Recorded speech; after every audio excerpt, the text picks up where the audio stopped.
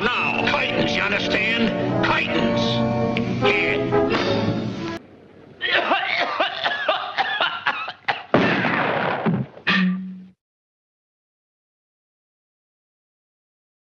The Looney Tunes is probably one of the best cartoons of all time. It began airing in the 1930s, and this cartoon introduced us to some of our favorite characters such as Bugs Bunny, Daffy Duck, Porky Pig, Tweety Bird, and so many others. I can remember waking up early on a Saturday morning to watch Looney Tunes because it was worth waking up early for. But because this cartoon has been running for a very long time, there might be some pretty dark rooted theories associated with these cartoons. So you know what, it is time to brace yourselves because you're in for one heck of a bumpy ride. How's it going, YouTube? I'm your host for this one, Landon Do Not Sing, and welcome back to another Most Amazing Top 10 video. So before we get started, I want to know, who is your favorite cartoon character of all time? Let me know in the comment section below. So let's get right into this one. Let's jump into our list. This is the top 10 scary Looney Tunes theories. Number 10, the Roadrunner owns Acme and is basically torturing a Wiley Coyote.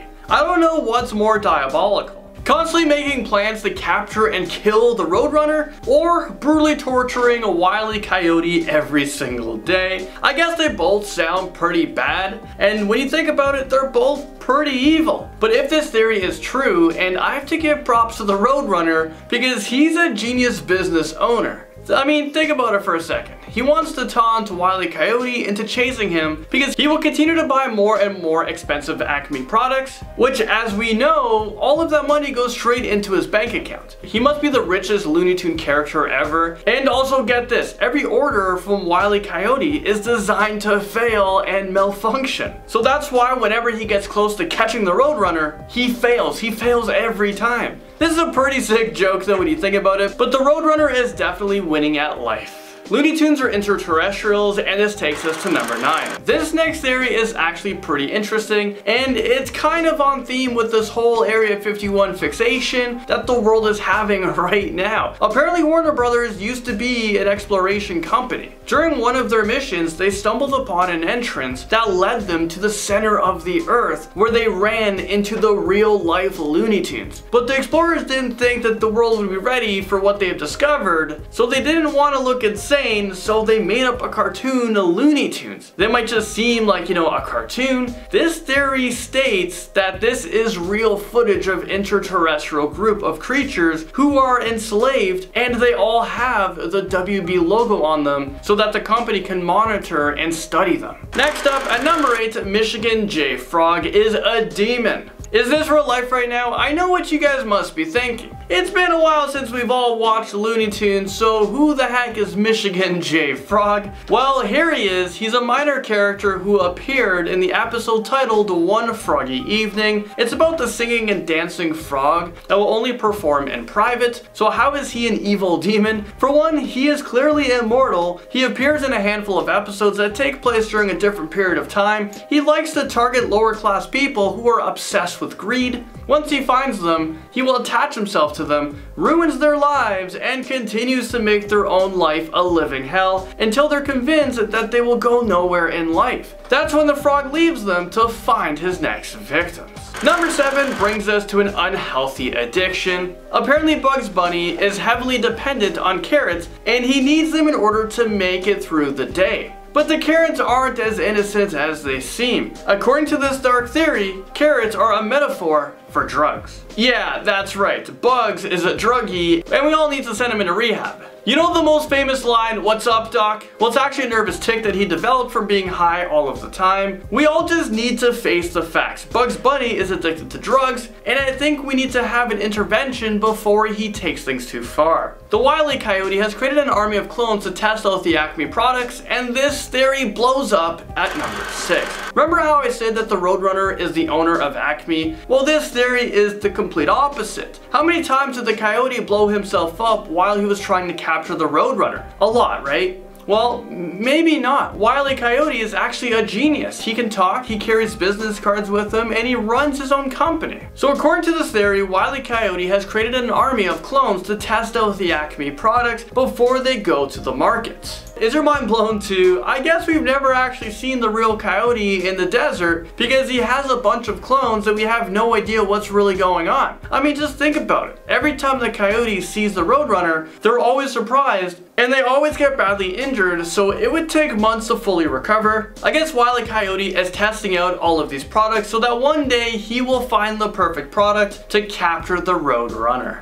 Number 5, we have the 7 Deadly Sins. The Looney Tunes might be one of the most beloved cartoons of all time, but the animated show has a dark side to it. Each one of the characters represents one of the 7 deadly sins, so you know what, let's take a look and see if you guys can guess them all. Alright, first we have Lola, who clearly represents lust. In just about every one of her scenes, she uses her appearances to lure the other characters to fall madly in love with her. Daffy Duck, well, Daffy Duck is greed. I think this is one of the pretty obvious ones. He is constantly searching for more and more money, and it kind of makes him go insane. It makes him go a little bit cuckoo. Foghorn Leghorn is sloth. Okay, wait a minute.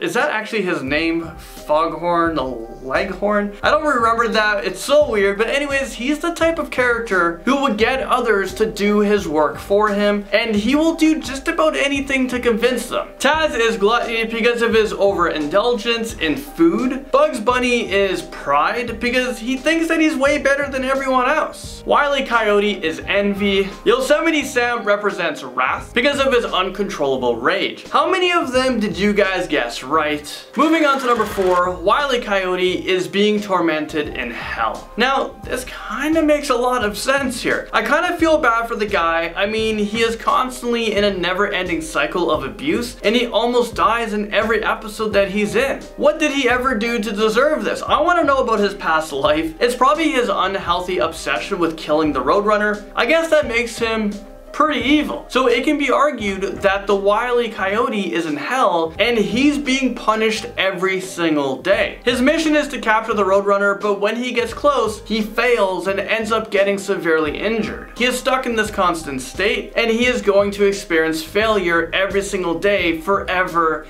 and ever and ever. I mean, that would be the worst form of punishment. Elmer is one of the creepy twins from The Shining, and this takes us to number 3. Okay, I can actually see the resemblance. Reddit user Call Me Obadiah believes that Elmer was the main inspiration for the scary Grady twins from The Shining, and I have to agree with that. Elmer and the twins have the same dresses, hairstyles, and they were the same colors. The creepy Grady twins want Danny to stay with them forever, while Elmer has the same obsession personality towards pets. Danny from The Shining is trying to escape from the hotel, and any animal who comes into contact with Elmer also tries to escape her. Up next, number 2, Bugs Bunny escaped from an insane asylum. Is this real life right now? What the heck is going on with poor Bugs Bunny with this one? First, we learn that he is addicted to heavy drugs. He represents one of the 7 deadly sins, and now he's on the run from a mental institution. What did Bugs do to deserve this life? In this theory, people are arguing that his erratic and unusual behavior is a result of being a mental health patient in a high security prison. That's why he always says, "What's up, doc?" Because he is constantly being evaluated. Oh, and let's not forget all of these tunnels that he digs. The mental institution doesn't know this, but he is able to escape anytime he wants, so he can score more drugs and return to his bed at night. Now that I know about this theory, life just isn't the same for me. Bugs Bunny is just a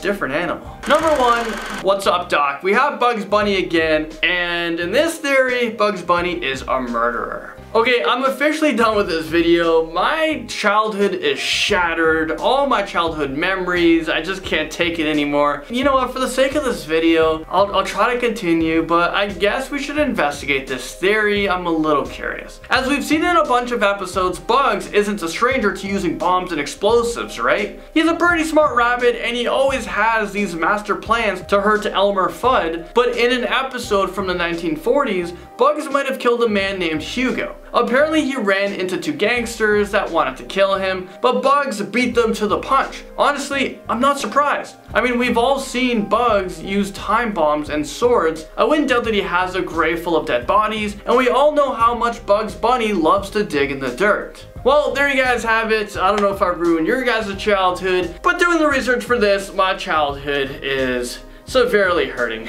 Well, thanks for watching this video. All of you guys who made it to the end of this video, in the comments put hashtag at the end. I want to know who the dedicated fans are, and thanks for watching. I will see you guys all in the next most amazing top 10 video.